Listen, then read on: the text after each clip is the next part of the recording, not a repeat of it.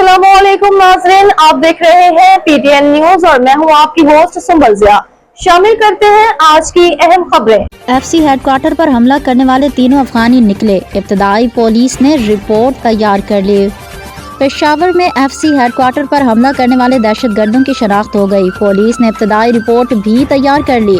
Security ज़राए के मुताबिक हमला करने वाले तीनों दहशतगर्दों की शनाख्त हो गई है। तहकीकात में पता चला है कि हलाक होने वाले तीनों दहशतगर्द अफगानी थे, जिनसे हथियार और गोला बारूद भी बरामद हुआ है।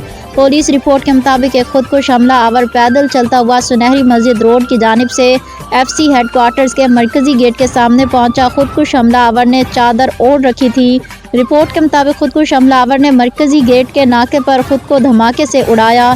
मरकजी गेट पर होने वाले खुदकुश धमाके के नतीजे में 3 अहलकार मौका पर ही शहीद हो गए। एफसी हेडक्वार्टर्स पर हमला नाकाम, बमबार समेत 3 दहशतगर्द हलाक, 3 अहलकार शहीद। पुलिस के मुताबिक धमाके से मरकजी गेट को नुकसान नहीं पहुंचा।